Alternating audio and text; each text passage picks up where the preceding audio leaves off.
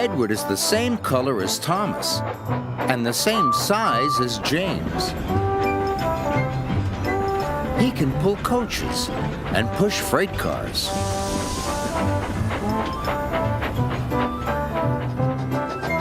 And he often works as a back engine. But Edward is old and not as strong as the other engines. So sometimes Edward feels left out. The Duke and Duchess of Boxford came to visit their new summer house. They came on their own private engine called Spencer. Spencer is big and silver and very fast. When Spencer pulled into Knapford, his driver had exciting news for him. "You have beaten Gordon's record," he said.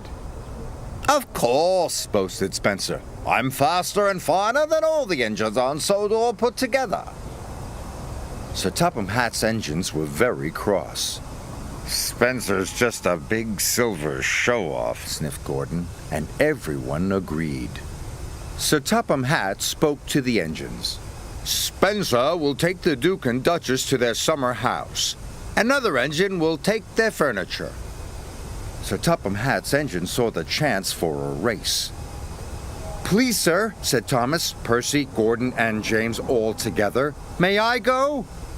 "You all have other work to do," boomed Sir Topham Hatt. "Edward will take the furniture." James and Gordon groaned. "Fancy sending a back engine to do an express engine's job," sniffed Gordon. "He'll lose the race and let the whole railway down," said James. Thomas and Percy were cross. Edward was their friend. "Spencer has a bigger boiler," said Thomas, "but that just means more hot air." "An honest steamy can beat a pouty puffer any day," added Percy. Edward set off, slow and steady. "We'll do my best, we'll do my best," he puffed.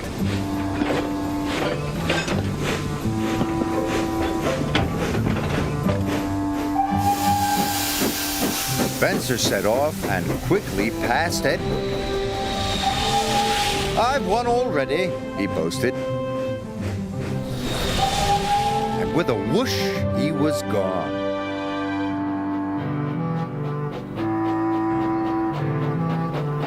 Edward came to the bottom of a steep hill. The freight was heavy and he felt very tired.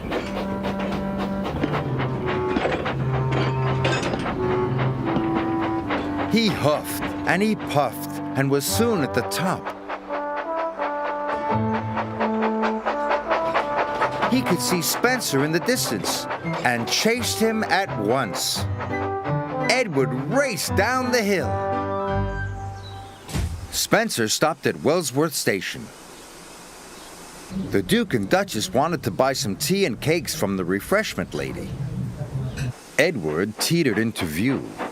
"Hurry, old boy," laughed Spencer. "Can't have you finishing too far behind me." Edward wished he could have a rest too, but the station master and the porters had heard about the race. "Hooray for Edward!" they cheered. Edward picked up steam and proudly puffed past Spencer. But then the Duke and Duchess finished their tea, and Spencer was off in a flash.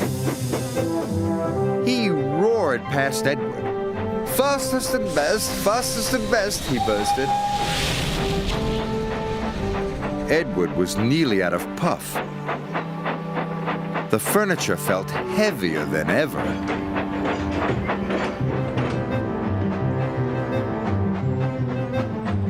Up ahead, Spencer had to stop. The Duke wanted to take some photographs of the countryside. The Duke set up his camera. Spencer closed his eyes. "Nothing to worry about," he said lazily.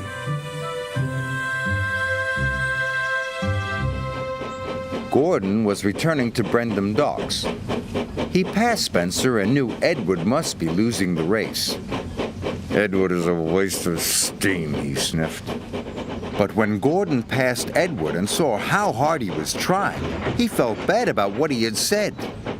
"Well done, Edward," he called. "You are a credit to the railway." Edward was so happy his boiler tingled.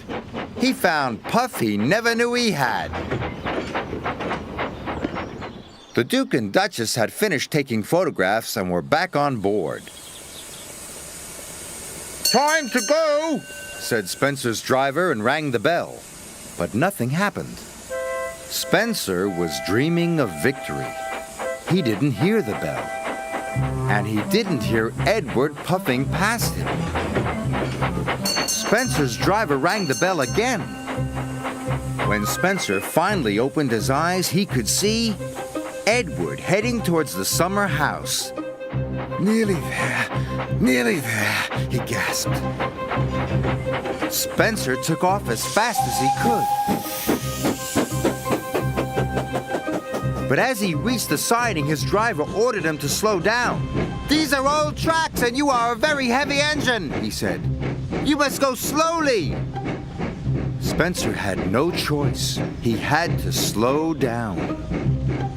And he trundled slowly down the siding. With every click and every clack, he knew he had lost the race. Edward puffed toward the summer house. "I've won," he gasped. "I did it!" Edward felt like a really useful engine. "Hooray! I've won!" he cheered loudly. Edward felt like the pride of the Sodor Railway, and he was right.